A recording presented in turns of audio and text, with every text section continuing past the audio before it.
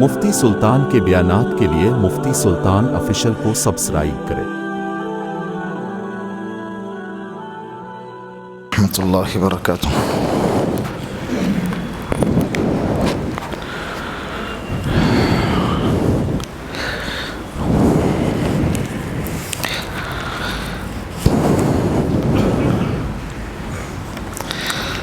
نحمد و نصلی علی رسولہ الکریم، اما بعد۔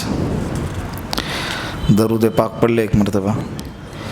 اللہم صلی علی محمد فی اول کلامنا، اللہم صلی علی محمد فی اوسط کلامنا، اللہم صلی علی محمد فی آخر کلامنا۔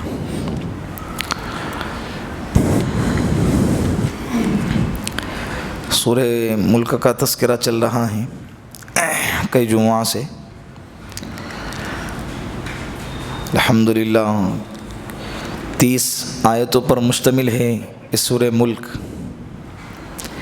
29ویں پارے کی پہلی صورت، اور کتنی ساری باتیں ہماری نصیحت کے لیے، ہماری عبرت کے لیے اللہ رب العزت نے اس میں بیان فرمائی ہے۔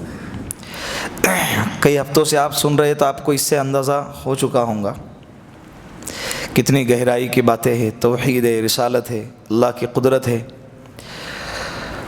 21 آیتیں ہماری ہو چکی ہیں گزشتہ مجلس تک۔ آگے اللہ رب العزت کا فرمان ہے، افمن یمشی مکبا علی وجہہ اہدی ام من یمشی سویا علی صراط مستقیم۔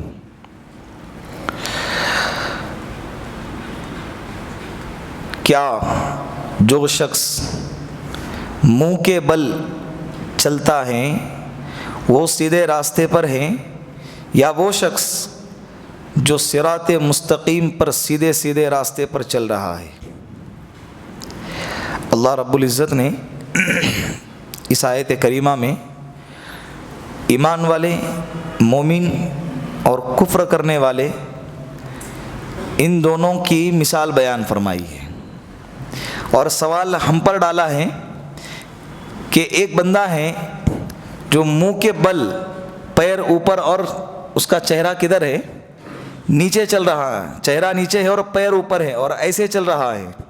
اور ایک بندہ ہے جو سیدھا چہرہ اوپر ہے، پیر نیچے ہیں، اچھے بچے کی طرح، اور راستہ بھی پتہ ہے، منزل بھی پتہ ہے، اور بالکل کریکٹ راستے پر چل رہا ہے۔ اللہ کہہ رہے کہ دونوں میں کون سا بندہ ہدایت پر ہے؟ بولو۔ جو سیدھا چل رہا ہے، پیروں پہ چل رہا ہے، نہ کہ وہ بندہ جو اپنے سر کے بل چل رہا ہے۔ اللہ کہہ رہے ہیں کہ ایمان والے وہ ہیں جو صراط مستقیم پر ہیں، اور منہ کے بل چلنے والے وہ ہیں جنہوں نے میری بات کا انکار کیا اور مجھے جھٹلا دیا۔ آج جو ہے نا، کافروں کو کافر بولے نا تو ایسا لگتا ہے کہ انہیں گالی دے رہے ہیں۔ وہ کہتے ہیں نا کہ ہمیں تم کافر کہتے ہو۔ ارے کافر کہتے کسے ہیں؟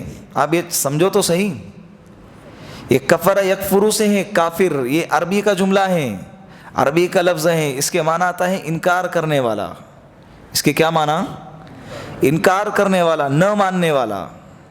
تم نے اللہ کا انکار کیا، تم نے جنت کا انکار کیا، تم نے جہنم کا انکار کیا، تم نے اللہ کے رسول کا انکار کیا، تم نے قیامت کے واقع ہونے کا انکار کیا، تم نے قرآن کا انکار کر دیا، تو اس اعتبار سے تم کو کافر کہتے ہیں۔ اگر آپ کے مذہب کے اندر، آپ کے مذہب کے نہ ماننے والوں کو اگر کافر کہتے ہیں تو آپ بھی ہم کو کافر کہہ سکتے ہیں۔ بات سمجھ میں آ رہی ہے؟ اگر عیسائی مذہب کے اندر یہ سوچ ہے، ان کا یہ مذہب ہے، یہ ان کا یہ طریقہ ہے، ان کی تعلیم ہے کہ اگر کوئی ان کے مذہب کو مانے گا تو وہ عیسائی، جو نہیں مانے گا وہ کافر ہے، تو وہ عیسائی بھی ہم کو کیا کہہ سکتا ہے؟ کافر کہہ سکتا ہے۔ تو اس اعتبار سے کافر کو ایسا لگتا ہے کہ کیا ہے، اس کو کافر کہہ رہے تو گویا کہ اس کو کیا دے رہے؟ گالی دے رہے۔ حالانکہ یہ خود اپنے ہی ہاتھوں سے دنیا اور آخرت کو تباہ کر رہا ہے۔ دنیا اور آخرت کو اللہ کی نافرمانی کر کے، اللہ کو نہ مان کر اپنی ہی آخرت کو تباہ کر رہا ہے۔ تو اللہ رب العزت اس میں ایمان والے اور غیر ایمان والے کی مثال بیان فرمائے. آگے قل هو الذی انشأکم وجعل لکم السمع والابصار والافئدہ قلیلا ما تشکرون. اے نبی جی آپ کہہ دیجئے کہ اللہ وہ ہیں جس نے تم کو پیدا کیا اور تم کو کان، آنکھیں اور دل عطا فرمایا. قلیلا ما تشکرون، اس کے باوجود تم میں بہت تھوڑے لوگ ہیں جو اللہ کا شکر ادا کرتے ہیں. قلیلا ما تشکرون، اللہ کا شکر ادا کرنے والے بہت تھوڑے لوگ ہیں. ایک شخص حرم شریف میں اللہ تعالیٰ سے دعا کر رہا تھا کہ اے اللہ مجھے چند لوگوں میں شامل فرما، چند کم لوگوں میں مجھے شامل فرما. تو ایک اللہ والے کہنے لگے یہ کیسی دعا ہے، تم کہہ رہے ہو کہ اللہ مجھے چند لوگوں میں شامل فرما. تو اس شخص نے کہا کہ اللہ رب العزت نے قرآن کریم میں جہاں جہاں اچھے لوگوں کا تذکرہ کیا ہے، جہاں جہاں پر نیک لوگوں کا تذکرہ کیا ہے، تو وہاں پر اللہ نے کہا ہے قلیلا ما تشکرون، قلیلا ما تذکرون، کہ بہت تھوڑے لوگ ہیں جو نصیحت حاصل کرتے ہیں، بہت تھوڑے لوگ ہیں جو میرا شکر ادا کرتے ہیں. تو تھوڑے لوگ ہی اللہ کہہ رہے کہ شکر ادا کرنے والے ہیں. تو میں کہہ رہا ہوں کہ اللہ ان تھوڑے لوگوں میں میرا شمار فرما، ان تھوڑے لوگوں میں. اور جگہ جگہ پہ کہہ رہے بہت سے ایسے لوگ ہیں جو میری نافرمانی کرتے ہیں، بہت سے ایسے لوگ ہیں جو میرے باغی ہیں. اس سے سمجھ میں آیا کہ تعداد اگر زیادہ ہوں تو یہ ضروری نہیں کہ وہ صحیح ہو. تعداد میجورٹی اگر ہوں کسی جماعت کی، کسی لشکر کی، تو ضروری نہیں کہ وہ کیا ہو، حق پر ہوں. کہتے ہیں کہ وہاں تو اتنے لوگ تھے، لوگوں کی زیادہ رہنے پر حق ہونے کی دلیل نہیں ہو سکتی. اس لیے کہ اسلام کا سب سے پہلا معرکہ، حق اور باطل کا سب سے پہلا معرکہ، جس کو غزوہ بدر کے نام سے ہم یاد کرتے ہیں، حق والی جماعت 313 پر مشتمل تھی اور باطل والی جماعت ہزاروں کی تعداد میں تھی. لیکن اللہ رب العزت نے جو حق پر تھے ان کو فتح عطا فرمائی. لیکن شرط یہ ہے کہ حق والوں کو اپنا حق سمجھ کے حق پر جمے رہنا چاہیے. حق والوں کو اپنا حق سمجھ کے کیا رہنا چاہیے، حق پر جمے رہنا چاہیے. ڈرنا نہیں ہے اور گھبرانا نہیں ہے، پھسلنا نہیں ہے، پیچھے ہٹنا نہیں ہے. مٹ جائیں گے لیکن اپنے آپ کو کسی اور کے سامنے نہیں جھکائیں گے. بات سمجھ میں آ گئی؟ اب یہاں پر دیکھیں اس آیت کریمہ میں اللہ رب العزت جو ہے انفرادی اعتبار سے، اجتماعی اعتبار سے اللہ رب العزت جو اپنی قدرت کا اظہار کر رہے ہیں وہ دوسری آیت میں، انفرادی اعتبار سے اللہ رب العزت اس آیت میں فرماتے ہیں کہ اللہ وہ ہیں جس نے تم کو پیدا کیا. اللہ کون ہے؟ بولو. اللہ وہ ہیں جس نے تم کو پیدا کیا. اللہ کہہ رہے کہ اللہ وہ ہے جس نے تم کو پیدا کیا. اللہ وہ ہے جس نے تم کو کان عطا فرمائے. اللہ وہ ہے جس نے تم کو آنکھیں عطا فرمائی. اللہ وہ ہے جس نے تم کو دل عطا فرمایا. یہ اللہ کی بہت بڑی نعمت ہے. کان کا ہونا، آنکھوں کا ہونا اور دل کا ہونا، یہ اللہ کی بہت بڑی نعمت ہے. اللہ ہم سے کہہ رہے ہیں کہ اس نعمت پر اللہ کا شکر ادا کرو. بہت سے ایسے بندے ہیں جو اللہ کا شکر ادا نہیں کرتے. محدثین نے لکھا ہے کہ اللہ رب العزت نے جو انسان کو حس والی جو کیفیت عطا فرمائی نا، حس والا مادہ جس کو حواس خمسہ کہتے ہیں، 5 ایسی چیزیں اللہ نے عطا فرمائی ہیں جس سے انسان جو ہے بہت ساری چیزوں کا تجربہ کر لیتا ہے، علم حاصل کر لیتا ہے. علم کے حاصل کرنے کا اور ادراک کرنے کا، تجربے کے لینے کا، سوچنے کے سمجھنے کا جو ذریعہ ہیں، یہ ذریعے 5 ہیں. پورے انسان کے جسم میں کتنے ہیں؟ 5 ذرائع ہیں جس کو حواس خمسہ کہتے ہیں. 5 طاقتیں. نمبر 1 قوت سامعہ، سننے کی طاقت. انسان سننے کے ذریعے سن کر بہت ساری چیزوں کا فیصلہ کرتا ہے. فون پہ بات کرتا ہے تو سن کر ہی فیصلہ کرتا ہے کہ یہ کون ہے، ماں ہے، باپ ہے، بھائی ہے، بہن ہے. یہ آواز سمجھ میں آتی ہے نا انسان کو، یہ کس کی آواز ہے. یا پرائی عورت فون لگا کے بول دے کہ میں تیری ماں کہہ رہی ہوں، تو ہم کیا کریں گے؟ مانیں گے؟ نہیں. کیوں؟ اس لیے کہ ہم کانوں کے ذریعے ہم سنتے ہیں کہ یہ میری ماں کی آواز نہیں ہے.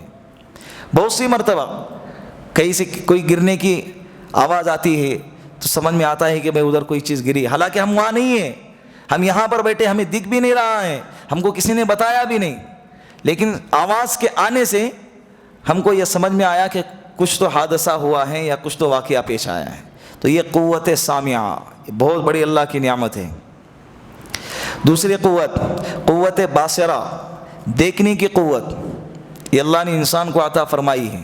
کیا زبردست قوت ہے. اور بہت ساری اپنی زندگی کے مراحل کو ہم دیکھنے کے ذریعے طے کرتے ہیں. فون پہ کہتے ہیں نا, ہاں ٹھیک ہے بات چیت تو ہو گئی, لیکن جب تک دیکھتا نہیں, جب تک فیصلہ, ڈیل آگے نہیں کریں گے جب تک دیکھوں گا نہیں.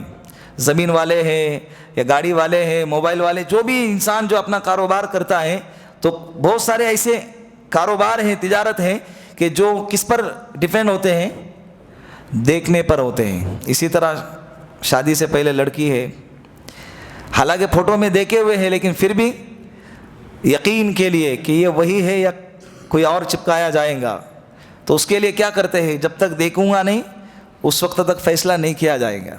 پھر باقاعدہ تام جھام کے ساتھ 4 لوگ ادھر کے 4 لوگ ادھر کے, 10-15 کلو کھانا, پھر ہزاروں کا خرچہ, یہ سب کرنے کے بعد دیکھا جاتا ہے. اور پھر کہتے ہیں وہاں پر ایک تدبیر, شریعت کی رسی پکڑ کر یہ کہتے ہیں کہ شریعت نے 1 مرتبہ دیکھنے کی اجازت دی ہے نا, تو دیکھیں گے, پھر اس سے کوئی پیچھے نہیں ہٹے گا اور اس کا فائدہ ضرور اٹھائے. شریعت نے بہت ساری چیزوں کی اجازت دی ہے, شریعت نے بہت ساری چیزوں کی ترغیب دی ہے. اجازت کیا, حکم دیا ہے شریعت نے بہت سارے چیزوں کے احکام نازل فرمائے, یہ کرنا ہے. وہ سمجھ میں نہیں آتا, لیکن جو چیزیں میٹھی میٹھی لگتی ہے, جو چیزیں ہمارے دل کو بھاتی ہے, جو ہمارے فائدے کی ہے, ہمیں وہ چیزیں کیا کرتی ہیں, ہم وہاں پر شریعت کا سہارا لیتے ہیں. نکاح کرنا کیا ہے, سنت ہے. سنت تو داڑھی رکھنا بھی ہے, سنت تو داڑھی رکھنا بھی ہے. سنت تو ٹخنوں سے اوپر پیجامے کا پہننا ہے, شلوار کپڑا جو بھی ہے ٹخنوں سے اوپر کے لٹکانے کا ہے. مسواک کا کرنا بھی سنت ہے. سنت تو بہت ہے, وہ سنت نظر نہیں آتی. یہ سنت کیا ہے, یہاں پر ہمارے دل کا معاملہ ہے, لیکن لیبل لگایا جاتا. اچھی بات ہے, سنت کا سہارا لیا جا رہا ہے, لیکن انسان نے کیا ہے, انصاف سے کام لینا چاہیے. تو یہ قوت باصرہ, بہت ساری چیزیں ایسی ہیں کہ انسان دیکھے بغیر فیصلہ نہیں. اللہ کی بہت بڑی نعمت ہے یہ آنکھ والی نعمت. اس کی کیا قدر ہے, کیا قیمت ہے, ان لوگوں سے جا کر پوچھو جن کو اللہ نے ان نعمت سے محروم رکھا ہے. نابینا کا مدرسہ ہے کوثر باغ میں, جامعہ عبداللہ ابن ام مکتوم. اندھے بچے ہیں, کبھی کبھی ایک وزٹ مارا کرے. اللہ کی اس نعمت کی کیا ہوں گی, قدر ہوں گی, احساس ہوگا کہ اللہ نے کتنی بڑی نعمت عطا فرمائی ہے.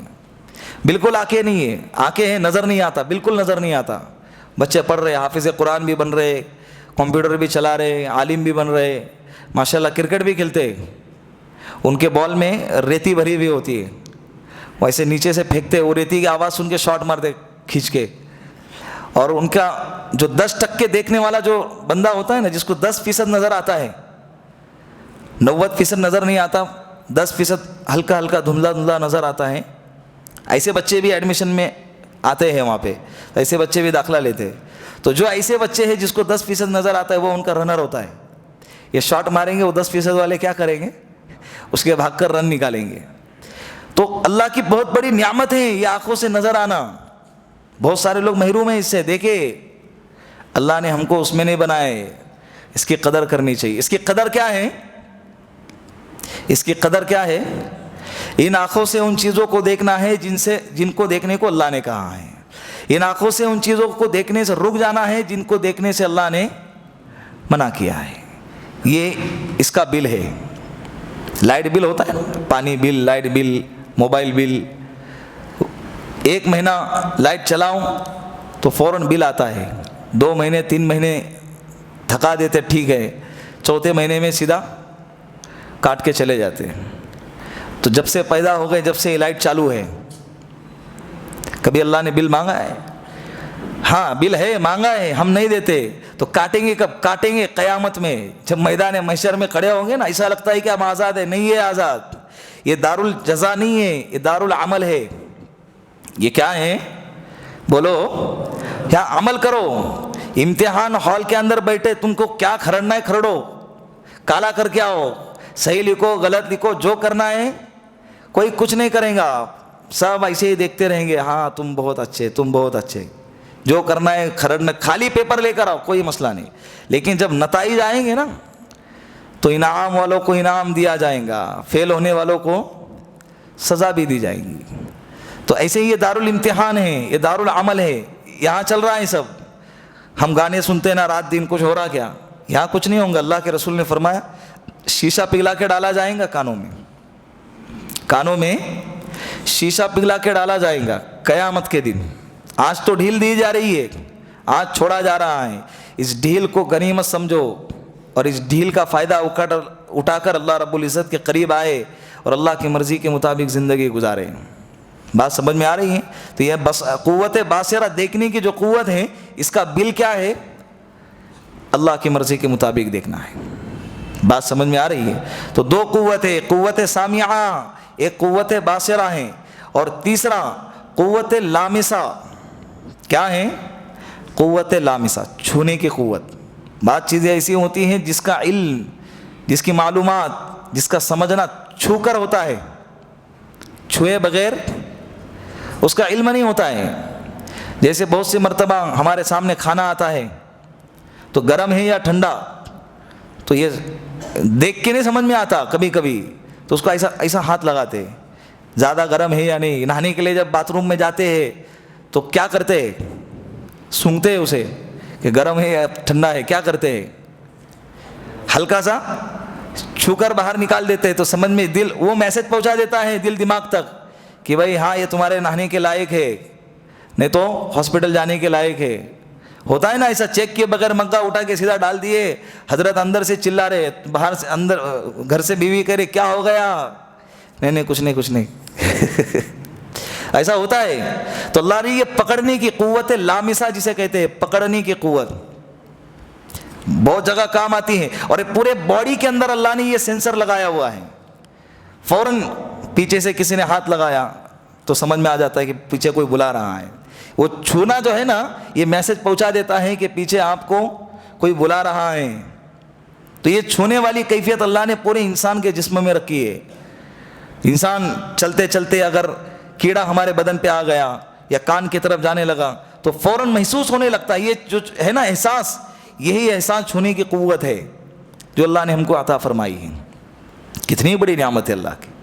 तो ये तीसरे नंबर की क़ुव्वत, क़ुव्वत लामिसा। चौथे नंबर पर क़ुव्वत ज़ायक़ा, चखने की क़ुव्वत। बहुत सारी चीज़ें ऐसी हैं जिसका इल्म, जिसका इदराक चखने के बाद होता है। चखे बगैर दिखने में बड़ी खूबसूरत नज़र आती हैं, जब चखते हैं तो मुँह टेढ़ा होता है। अरे यार दिखने में तो कितनी खूबसूरत है, लेकिन चखने के बाद उसका जायका मालूम होता है ना। तो ये अल्लाह ने जायका, इसीलिए तो गुटखा खाने वाले, तंबाकू खाने वाले जो है ना, ये ज़बान के जायके के लिए, किसके लिए? दिल के तसल्ली के लिए, ये ज़बान के जायके के लिए। हम ज़बान के जायके के लिए क्या कुछ नहीं करते, कहाँ नहीं जाते, ज़बान की लज्जत के लिए। भाई वहाँ बहुत अच्छा टेस्ट है, ये टेस्ट बोलो तो क्या जायका ना, ज़बान के अंदर एक लज्जत आ जाए। तो ये क़ुव्वत जायका ये अल्लाह ने अता फरमाई है, बहुत बड़ी नियामत है। कितनी क़ुव्वतें हो गई? बोलो चार नहीं, चार समझ में आ गया। बोलो कौन कौन सी? क़ुव्वत सामिया, सुनने की क़ुव्वत। नंबर 2 क़ुव्वत बासिरा, देखने की क़ुव्वत। नंबर 3 क़ुव्वत लामिसा, छूने की क़ुव्वत। नंबर 4 क़ुव्वत ज़ायक़ा, चखने की क़ुव्वत। और नंबर 5 क़ुव्वत शाम्मा, सूंघने की क़ुव्वत। बासी है या ताज़ा है, बास आ रही कि नहीं आ रही, इसमें उतरा हुआ है कि नहीं, कैसे पता चलता है? और इत्र जब लेने जाते हैं, अगर यही क़ुव्वत अल्लाह ने अगर छीन ली तो इत्र वालों का धंधा, हजरत धंधा चेंज, क्योंकि सामने वालों को खुशबू ही नहीं आ रही है। खुशबू और बदबू कुछ सब बराबर है, सब क्या है? बराबर है। तो ये सूंघने की अल्लाह ने कितनी ज़बरदस्त ताकत अता फरमाई है। बोलो कैसी क़ुव्वत अल्लाह ने आता। और ये सूंघकर हम लज्जत हासिल करते हैं, दिल को और दिमाग को रोशनी पहुंचाते हैं, उसको अच्छी वाली कैफियत पैदा करते हैं, ये सूंघने के ज़रिए। अल्लाह के रसूल ने फरमाया, अल्लाह के रसूल को खुशबू बड़ी पसंद थी और गंदगी से बड़ी नफ़रत थी। तो सूंघने से ज़हन तेज़ होता है, دماغ اسٹرانگ ہوتا ہے خوشبو سے، سونگھنے سے نہیں، خوشبو سے. تو خوشبو اور بدبو کا پتہ کیسے چلے گا؟ کیسے چلے گا؟ سونگھنے کے ذریعے. قوت شامہ، یہ 5 قوتیں اللہ نے انسان کے جسم میں رکھی ہیں، لیکن اللہ رب العزت نے یہاں پر 3 قوتوں کا تذکرہ کیا ہے، ایک سننے کی اور ایک دیکھنے کی اور ایک دل کی. کس کی؟ دل کی. اب آپ کہوں گے کہ 5 کے اندر آپ نے دل کا تو تذکرہ کیے نہیں، پھر اللہ رب العزت نے کیسے کیا ہے؟ تو 2 جو چیزیں ہیں یہ بقیہ 2 کے مقابلے میں، بقیہ 3 کے مقابلے میں زیادہ استعمال میں آتی ہے. زیادہ تر جن قوت کا استعمال ہوتا ہے وہ یا تو سننے سے ہوتا ہے یا دیکھنے سے ہوتا ہے. زیادہ تر ادراک انہی 2 چیزوں سے ہوتا ہے، اور ان 2 کے اندر بھی سننے سے دیکھنے کے مقابلے میں زیادہ استعمال میں آتا ہے. اس لیے کہ بہت سارا علم آپ نے دیکھا ہوگا دیکھنے سے جتنا نہیں آتا ہے اس سے کئی گنا زیادہ سننے سے آتا ہے. اور سننے سے علم اتنا آتا ہے کہ جو پچھلے لوگ چلے گئے اس کا علم بھی ہم سن کر حاصل کر سکتے ہیں، جو بعد میں آنے والے ہیں اس کا علم بھی ہم کس سے حاصل کر سکتے ہیں، حالانکہ جو گزر گئے اس کو نہیں دیکھا ہے، جو آنے والے اس کو بھی نہیں دیکھنے والے ہیں. لیکن اللہ کے رسول نے جو باتیں بیان فرمائی میں آپ کو سنا رہا ہوں، آپ سن رہے، سننے کے ذریعے آپ کو کیا ہو رہا ہے؟ اس کا علم حاصل ہو رہا ہے، اس کا ادراک ہو رہا ہے، وہ باتیں آپ کو سمجھ میں آ رہی ہے. تو یہ 5 قوتوں میں سب سے زیادہ استعمال میں آنے والی سب سے اہم جو قوت ہے وہ 2، ایک سننا ہے اور ایک دیکھنا ہے. اور ان 2 کے اندر جو سب سے زیادہ اہم ہے وہ کیا ہے؟ سننے والی کیفیت. اس لیے اللہ رب العزت نے وَجَعَلَ لَكُمُ السَّمْعَ وَالْأَبْصَارَ وَالْأَفْئِدَةَ، یہ سمع یعنی سننے کی کیفیت کو اور کان کا تذکرہ سب سے پہلے کیا ہے. اب آتے ہیں دل پر. دل یہ علم کا مرکز ہے، علم کا کیا ہے؟ ٹھہرنے کی جگہ. اور یہ دل اگر ٹھیک رہا نا تو دماغ اور یہ کان اور یہ آنکھیں، یہ ناک کا سونگھنا اور زبان سے چکنا، یہ ہاتھوں سے پکڑنا، یہ چھونے کی کیفیت، یہ سارے سسٹم برابر کام کرتے ہیں. ورنہ اگر کسی کا دل ٹھکانے پہ نہیں ہے تو مجنون کی طرح بیٹھا ہوا ہے، اس کے سامنے سے کوئی بھی گزر جائے پھر بھی اس کو اس کا احساس نہیں ہوتا. وہ ہے نا مجنون، ایک نمازی کے سامنے سے گزر گیا تو نمازی نے نماز توڑ کے اس سے کہا کہ ارے اللہ کے بندے میں نماز پڑھ رہا ہوں تجھے نظر نہیں آ رہا؟ تو مجنون کہنے لگا تو میں تو لیلا کے عشق میں اتنا مگن تھا کہ مجھے تو نظر نہیں آیا، تو اللہ کے عشق میں ایسا کیسا مگن تھا کہ تجھے میں نظر آ گیا، تجھے میں نظر. تو دل جب ٹھکانے پہ نہیں رہتا نا تو اس وقت میں آنکھیں، کان، بین وہ سب کیا ہیں؟ سب فیل ہے. یہ شریعت کی نگاہ میں دل کی زیادہ اہمیت ہے. فلسفی جو لوگ ہوتے ہیں، سائنسدان جو ہوتے ہیں، یہ دل کے مقابلے میں دماغ کو زیادہ ترجیح دیتے ہیں، اور وہ کہتے ہیں کہ علم کا مرکز یہ دماغ ہے، دل نہیں ہے. لیکن شریعت کا نقطہ نظر یہ ہے کہ علم کا مرکز، اس کے ٹھہرنے کی جگہ دماغ نہیں بلکہ کیا ہے؟ دل ہے. اسی لیے اللہ کے رسول نے فرمایا کہ پورے جسم کے اندر ایک لوتڑا ہے، اگر وہ سدھر گیا تو پورا جسم سدھر گیا، اگر وہ بگڑ گیا تو پورا جسم بگڑ گیا. الا سنو وہی القلب، وہ کیا ہے؟ دل ہے. کیا ہے وہ؟ دل. دل بہت ضروری ہے بننا، دل کا بننا بہت ضروری. دل بن گیا جسم سر سے لے کر پیر تک سب بن گیا، دل بگڑ گیا سب بگڑ گیا. مولانا احمد لاٹ صاحب نے بنگلور کے اجتماع میں کہا تھا یہ دل بن گیا تو دنیا بن گئی، قبر بن گئی، آخرت بن گئی، حشر بن گئی، جنت بن گئی. اگر دل بگڑ گیا دنیا بگڑ گئی، آخرت بگڑ گئی، قبر بگڑ گئی، پھر آخر میں ٹھکانہ ہمارا جہنم بنے گا. تو یہ دل کا بننا، بات سمجھ میں آ رہی؟ تو اللہ نے دل دیا، اس کو صحیح سلامت رکھا، سمجھنے کی صلاحیت رکھی، اچھی کیفیت رکھی. سننے کے لیے کان دیے، دیکھنے کے لیے اللہ نے آنکھیں دی. ہے نا؟ بولو تو قلیلا ما تشکرون. اللہ کہہ رہے کہ تم میں سے بہت تھوڑے ہیں جو اللہ کا شکر ادا کرتے ہیں.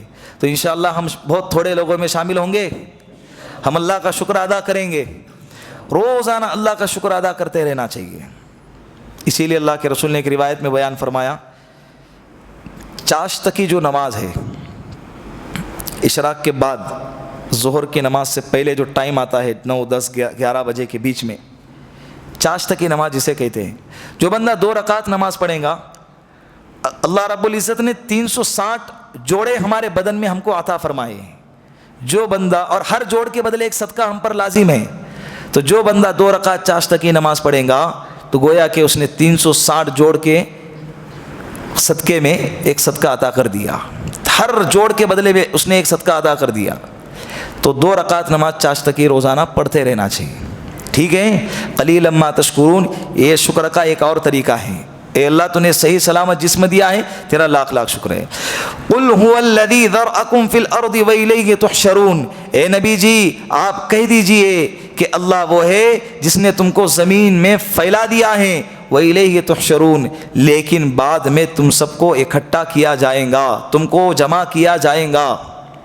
یہ اجتماعی طور پر اللہ رب العزت اپنی قدرت کو بتا رہے ہیں کہ انسانیت الگ الگ قدرت بتائی، کہ الگ الگ قدرت یہ ہے کہ سب کو میں نے کیا دیے، سننے کی طاقت دی، دل دیے اور آنکھوں سے دیکھنے کی طاقت دی۔ یہ انفرادی قدرت تھی۔ اجتماعی قدرت کہ میں نے انسانوں کو پھیلا دیا ہے، کوئی امریکہ میں ہے، کوئی جاپان میں ہے، کوئی انگلینڈ میں ہے، کوئی پاکستان میں ہے، کوئی ہندوستان میں ہے، کوئی سعودی عرب میں ہے۔ اللہ کہہ رہے کہ ساری روئے زمین پر میں نے تم کو کیا کیا، بولو، پھیلا دیا ہے۔ وَإِلَيْهِ تُحْشَرُونَ، کہاں کا بھی ہوں، امریکہ کا ہوں یا انڈیا کا ہوں، کہیں کا بھی ہوں، وَإِلَيْهِ تُحْشَرُونَ، سب کو اکٹھا جمع کیا جائے گا، سب کو اللہ کے سامنے جمع کیا جائے گا۔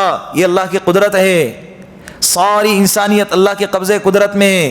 یہ نہ سمجھنا کہ ہندوستان والوں کا رب اللہ ہے تو امریکہ والوں کا رب کون ہے۔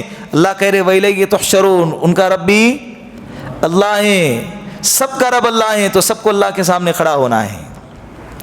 وَيَقُولُونَ مَتَى هَذَا الْوَعْدُ إِن كُنتُمْ صَادِقِينَ، اور وہ لوگ کہتے ہیں کہ اللہ کے سامنے کھڑا ہونا ہے، قیامت آنی ہے، یہ جو تم وعدہ کر رہے ہیں نا۔ اللہ کے رسول صلی اللہ علیہ وسلم سے کفار مکہ کہا کرتے تھے وَيَقُولُونَ مَتَى هَذَا الْوَعْدُ إِن كُنتُمْ صَادِقِينَ، وہ لوگ کہتے ہیں کہ یہ جو وعدہ ہے، یہ وعدہ کب پورا ہوگا اگر تم اپنے باتوں میں سچے ہو۔ کفار مکہ اللہ کے رسول کو کیا جواب دے رہے ہیں؟ جس طرح سے آج کے غیر لوگ اور یہ میڈیا مسلمانوں پر، اسلام پر اعتراض کرتے ہیں نا، یہ جو باتیں بتا رہے ہیں وہ کہاں ہیں؟ یہی سوالات ان کے ہیں، یہ انہی کے نسل سے ہیں۔ وہ اللہ کے رسول کو جواب دیتے تھے، سوال کرتے تھے کہ جو تم وعدہ کر رہے ہو قیامت کا، میدان محشر کا، اللہ کے سامنے کھڑا ہونے کا، یہ وعدہ کب پورا ہوگا؟ اگر تم اپنے بات میں سچے ہیں تو وعدہ پورا کر کے دکھاؤ۔ اللہ کہہ رہے قل، اے نبی جی آپ ان سے کہہ دیجئے انما العلم عند اللہ وانما انا نذیر مبین، اس کا علم تو اللہ کے پاس ہے۔ یہ بھی اللہ کے رسول کے سچے نبی ہونے کی دلیل ہے، ورنہ جھوٹے مہدی بڑے بڑے دعوے کرتے، پھینکنے میں کیا جاتا ہے؟ 10 سال کے بعد آئیں گا، یہ جو وعدہ کر رہا میں 20 سال میں پورا ہوں گا، پھینکنے میں کیا، پھینکتے نا۔ جو قرضہ لینے والے ہوتے ہیں، جس کو دینے کا ارادہ نہیں ہوتا ہے، وہ تو کیا کرتے، 10 منٹ میں دیتا، کیا جاتا ہے، بولنے میں پیسے تھوڑی لگتے۔ تو جو جھوٹا ہوتا ہے نا، تو وہ سوچے سمجھے بغیر، شرائط کو سنے بغیر انسان کو کیا کر دیتا ہے، وعدے پہ وعدے کرتے رہتا ہے، پھینکتے رہتا ہے۔ اللہ کے رسول سے کہا جا رہا ہے کہ جو تم وعدے کر رہے ہو بتاؤ کب پورا ہوگا۔ اللہ کے رسول صلی اللہ علیہ وسلم سچے نبی ہے، اسی لیے اللہ کے رسول نے فرمایا کہ اس کا علم مجھے نہیں ہے، اس کا علم کس کو ہے، اللہ کو ہے۔ یہ سچے نبی ہونے کی کیا ہے، دلیل ہے۔ سمجھ میں آئی کہ نہیں؟ اب مانتے ہی کہ نہیں اللہ کے رسول صلی اللہ علیہ وسلم کو سچا نبی؟ کیا صاف ستھرے الفاظ میں کہہ دیا انما العلم عند اللہ، جو میں وعدے کر رہا ہوں وہ کب پورا ہوگا اس کا علم میرے پاس نہیں ہے، میں تو تمہارے سامنے اتنا ہی بتاتا ہوں جتنا میرے اللہ نے تم کو بتایا ہے۔ وَإِنَّمَا أَنَا نَذِيرٌ مُبِينٌ، اور میں تمہیں صاف ستھرا واضح انداز میں ڈراتا ہوں۔ میرا کام تو واضح انداز میں ڈرانا ہے، میں تمہیں ڈرا رہا ہوں۔ وعدہ کب پورا ہوگا اس کا علم میرے پاس نہیں، اللہ کے پاس ہے۔ قرآن کہتا ہے نذیر مبین، واضح طور پر ڈرانے والا۔ اللہ کے رسول صلی اللہ علیہ وسلم کھلے کھلے صاف صاف الفاظ میں بتاتے تھے یہ کرو گے تو جنت، یہ نہیں کرو گے یہ تو جہنم ملے گا۔ ایسا گول مول باتیں نہیں۔ بعض لوگ ڈراتے ہیں لیکن کیسا ڈراتے ہیں، کسی اگر واقعتاً آپ پر خطرہ ہے، مان لو کہ مجھے یقین ہے کہ فلاں بندے کے گھر میں چوری کرنے والا ہے، تو جس کے گھر میں چوری کرنے والا ہے اس کے ساتھ آپ کا اچھا کنیکشن ہے، تو آپ اس کو ڈرا رہے کیسے؟ دیکھو تالا لگا کے سویا کرو، دیکھو باہر سی سی ٹی وی کیمرے لگاؤ، ارے سیدھا سیدھا بتاؤ کہ تم اپنے گھر کی حفاظت کرو ورنہ فلاں آدمی تمہاری گھر کی چوری کرنے والا ہے. اسے کہتے ہیں واضح انداز میں ڈرانا. اللہ کے رسول نے شیطان کے بارے میں آگاہ کر دیا کہ شیطان تمہارا کھلا دشمن ہے. یہ کام اللہ کے نافرمانی کے ہیں, یہ کام اللہ کے فرما برداری کے, کرو گے جنت ملے گی, نہیں کرو گے جہنم میں جاؤ گے. صاف ستھری بات, گول مول نہیں. تو واضح انداز میں ڈرانے کا مطلب سمجھ میں آیا؟ اللہ کے رسول نے فرمایا کہ میں تو واضح انداز میں ڈرانے والا ہوں. فَلَمَّا رَأَوْهُ زُلْفَةً سِيئَتْ وُجُوهُ الَّذِينَ كَفَرُوا وَقِيلَ هَذَا الَّذِي كُنْتُمْ بِهِ تَدَّعُونَ. جب وہ کافر قیامت کو اپنے قریب اور اپنے پاس آتا ہوا دیکھتے ہیں نا, سِيئَتْ وُجُوهُ الَّذِينَ كَفَرُوا, تو ان لوگوں کے چہرے بگڑ جاتے ہیں. ان لوگوں کے چہرے بولو بگڑ جاتے ہیں. وقیل ہذا, یہ قیامت کے بارے میں بتا رہے, جب میدان محشر کو اور قیامت کے منظر کو جب دیکھیں گے تو ان کے چہرے بگڑ جائیں گے. جب چہرے بگڑیں گے نا تو فرشتے ان سے کہیں گے, وقیل فرشتوں کی طرف سے جواب آئے گا, ھذا الذی کنتم بہ تدعون, یہ وہی ہے جس کو تم طلب کرتے تھے, جس کا مطالبہ کرتے تھے, جس کی دعا مانگتے تھے نا کہ وعدہ کب پورا ہوگا اور وہ کب آئے گا, یہ وہی ہے. اب تو بعض اسٹوڈنٹ جو ہوتے ہیں نا, پڑھائی وڑھائی کچھ کرتے نہیں, آتا ویتا کچھ نہیں ہے, ڈینگے مارتے رہتے, ارے کب آئیں گا ایگزام, جہاں آئیں گا دیکھے جائیں گے. ارے اپن ڈرتے گا ایگزام سے, اور جیسے ایگزام آیا پیشانی پہ پسینہ, تو اس کی گھبراہٹ کو دیکھ کر ٹیچر کرتا ہے کہ سال بھر بول رہا تھا نا کب آئیں گا امتحان, لے آیا. اب کیا کرتا, پھاپے مار رہا ہے. اب کیا کر رہا ہے, پھاپے, بگلے جھانکتا بولتے نا, وہ کہاوت کیسے بغل میں چٹیاں دبا کر لاتے تھے, تو بولتے بگلے جھانک رہا ہے. تو بگلے کیوں جھانکتے تھے؟ اب چٹی نکالنے کا موقع مل رہا ہے کہ نہیں مل رہا ہے. یہاں تو چیٹنگ کرو گے, قیامت کے دن کیا کرو گے, میدان محشر میں کیا کرو گے, اللہ کے سامنے کیا کرو گے, وہاں پر تو چیٹنگ کا موقع بھی نہیں ملے گا. تو جو یہاں پر کہتے ہیں نا کہ کب آئیں گی قیامت, کب آئیں گا میدان محشر کا وہ منظر, جب وہ آئیں گا منہ بگڑے گا, فرشتے کہیں گے دیکھو, تاکہ ان کے عذاب میں اور اضافہ ہو جائے, ان کے تکلیف کے اندر اور اضافہ ہو جائے. جب کسی کو تانے دیے جاتے ہیں نا, بہت بڑی باتیں کر رہا تھا, میرے کو گاڑی چلانے آتی ہے, میں ایسی چلا تھا 120 کی اسپیڈ سے چلا تھا, اور گاڑی پہ بیٹھتے کے ساتھ بولتا ہے کہ گھیر کدھر ہے اور کلچ کدھر ہے, بریک کدھر ہے. اس کو بولتے ہیں بڑے پھینک رہا تھا تو, اور سیٹ پہ بیٹھتے کے ساتھ بول رہا بریک کدھر ہے. تو ایسے لوگ, تو ان کو کیا ہوگا جب ان کو وہ تانے دیے جائیں گے نا, چپ نہ, وہ ایسے پھینک رہا تھا میں تو اس کے وہ الفاظ اس کو کیا لگیں گے, زہر لگیں گے. تو ایسے فرشتے ان کے کانوں میں ڈالیں گے, تم تو مانگتے تھے نا, جو مانگتے تھے یہ وہی ہے, جو مانگتے تھے بولو یہ وہی ہے. آگے قل ارأیتم ان اہلکنی اللہ ومن معی او رحیمنا, اے نبی جی آپ کہہ دیجئے, کیا تمہیں پتا ہے, کیا تم جانتے ہو, کیا تمہیں معلوم ہے, یا تم بتاؤ. ارائیتم کا ترجمہ تم بتاؤ. اے نبی جی آپ ان سے کہہ دیجئے کہ تم بتاؤ, ان اہلکنی اللہ ومن معی او رحیمنا, جیسے تم کہتے ہو کہ ہم ہلاک ہو جائیں گے, تو تمہارے کہنے کے مطابق مان لو اگر میں یا میرے ساتھی کو اللہ ہلاک کر دے یا اللہ ہم پر رحم کرے, وہ ہمارا مسئلہ ہے. فَمَن يُجِيرُ الْكَافِرِينَ مِنْ عَذَابٍ أَلِيمٍ, یہ بتاؤ تو صحیح کہ دردناک عذاب سے کافروں کو کون بچائے گا. ہمیں جو حالات آ رہے ہیں نا یہ اللہ کی طرف سے ہیں, یہ حالات وقتی ہے, گزر جائیں گے, اور ہم کو اللہ کی ذات سے بہتر ہی کی امید ہے. اللہ کے رسول یہ جواب دے رہے کہ اللہ ہم کو ہلاک کر دے یا تکلیف میں مبتلا کر دے یا ہم پریشان ہو جائیں یا ہم پر اللہ رحم کرے, جو بھی مسئلہ ہے اللہ کی طرف سے آئے گا, ہم اس پر راضی ہیں, وہ ہمارا مسئلہ ہے, تمہارا کیا.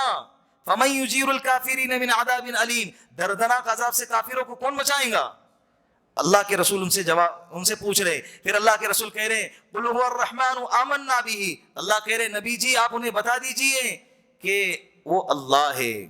کون ہے, ہم پر رحم کرنے والا اللہ ہے, وہ رحمان ہے. آمنا بھی, اور ہم نے انہی پر ایمان لائے. وعلیہ توکلنا, اور ہم اسی پر بھروسہ کرتے ہیں. فستعلمون من هو فی ضلال مبین.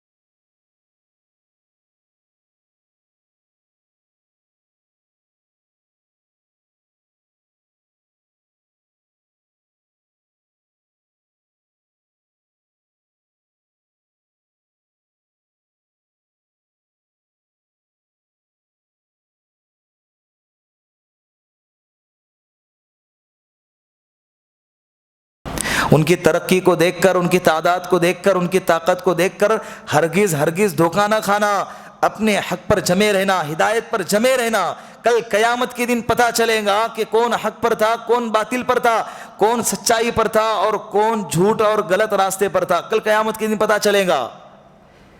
سوشل میڈیا کی جو جھوٹ کا پلندہ بنا ہوا ہے، حقیقت کچھ اور ہوتی ہے، دکھایا کچھ اور جاتا ہے، اور اس کو دیکھ کر ہم سچ سمجھنے لگتے ہیں۔ اس کو دیکھ کر، اس کو سن کر کبھی بھی دھوکے میں بولو نہیں آنا۔ اللہ کے رسول فرما رہے ہیں فَسَتَعْلَمُونَ مَنْ هُوَ فِي ضَلَالٍ مُبِينٍ، جب کل قیامت کا دن ہوگا تو تم جانو گے کہ کون کھلی گمراہی میں تھا اور کون حق پر تھا۔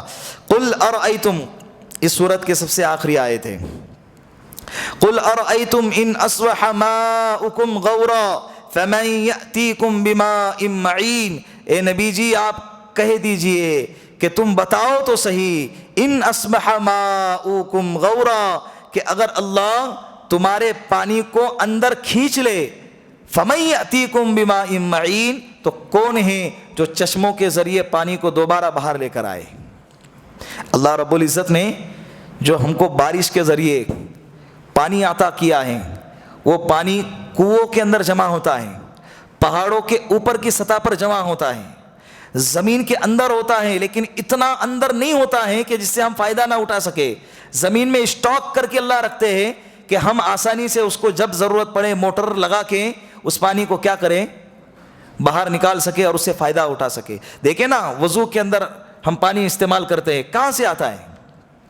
موٹر لگائیے، موٹر لگائے، کہاں سے لگائیے؟ زمین میں لگائیں۔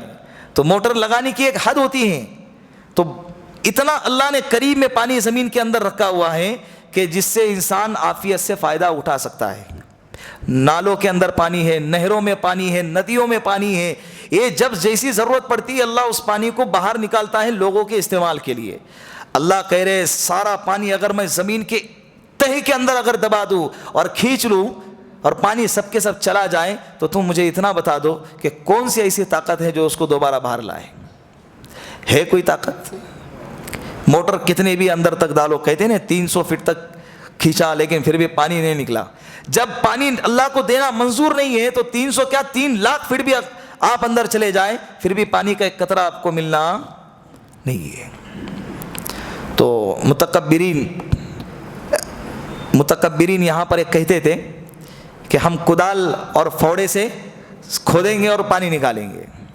مفسرین کہتے ہیں کہ قرآن کے الفاظ کی گہرائی تو دیکھیں کہ اگر اللہ کہہ رہے کہ پانی اگر کھینچ لے تو ٹھیک ہے، تم کدال سے پانی نکالو گے زمین کا، یہ آنکھوں کا جو پانی ہے نا، یہ زبان کا جو پانی ہے، یہ طریقہ ایک مقدار میں ہونا ضروری ہے زبان کے اندر، اور ناک کے اندر بھی ایک طریقہ ہونا ضروری ہے۔ ایک طریقہ ہونا کیا ہے؟ گیلے پن کا ہونا، اسی لیے انسان کے ناک کے اندر ہر وقت گیلا پن ہوتا ہے، وہ بھی پانی ہے نا، اگر وہ سوکھ جائے تو اس کا علاج کرنا پڑتا ہے۔ اس کا کیا ہے؟ اس لیے کہ جب ہم سانس لیتے ہیں تو سانس کے ساتھ ہوا کے ساتھ ساتھ مٹی کے ذرات بھی ناک میں چلے جاتے ہیں، تو صاف ستھری ہوا اندر جاتی ہے اور وہ گیلا پن اس دھول مٹی کو اپنے اندر کھینچ لیتا ہے، اس کو جمع کر کے رکھتا ہے۔ اسی لیے ناک سے گندگی نکلتی ہے نا، وہ سانس کے ساتھ میں جو مٹی کے ذرات ہمارے ناک میں جاتے ہیں، اگر وہ پانی نہ ہو تو ہوا کے ساتھ میں وہ کیا مٹی کے ذرات بھی کہاں چلے جائیں گے؟ ہمارے جسم میں چلے جائیں گے۔ تو ناک کے پانی کا اور آنکھوں کے پانی کا اور کان کے پانی کا، یہ پانی اگر اللہ کھینچ لے تو تم کیا کدال اور پھوڑا لگاؤ گے وہاں پہ؟ بولو، یہاں پر آ کے انسان بے بس ہو جاتا ہے۔ فَمَن يَأْتِيكُم بِمَاءٍ مَعِينٍ، ترجمہ کیا ہے؟ اللہ کہہ رہے ہیں تو بتاؤ تو صحیح کون ہے جو پانی کو چشموں کے ذریعے دوبارہ باہر لے کر آئے۔ صاحب جلالین فرماتے ہیں کہ جب یہ آیت کریمہ پڑھی جائے تو تم سب کو کہنا چاہیے اللہ رب العالمین، اللہ ہے جو تمام عالمین کا رب ہے، وہ پانی کو کھینچ کر لا سکتا ہے، اللہ کے علاوہ کوئی نہیں لا سکتا۔ بولو ایک ساتھ میں، اللہ رب العالمین، اللہ رب العالمین۔ بے شک اللہ ہی ہے جو پانی کو زمین کے تہہ سے کھینچ کر دوبارہ ہمارے استعمال کے قابل بنا سکتا ہے۔ اللہ رب العزت اپنی قدرت کو سمجھنے کی، اس کی معرفت ہم کو نصیب فرمائے، سمجھنے کی توفیق عطا فرمائے، اور اس کے مرضی کے مطابق فرما برداری کے ساتھ زندگی گزارنے کی اللہ توفیق عطا فرمائے۔ سورہ ملک یہاں پر آج مکمل ہو گیا۔ آئندہ مجلس انشاءاللہ 4 جمعہ کے بعد ہوں گی۔ کتنے جمعہ کے بعد؟ 4 جمعہ کے بعد، اس لیے کہ اگر زندگی باقی رہی تو اللہم انت السلام ومنک السلام تبارکت یا ذا الجلال والاکرام۔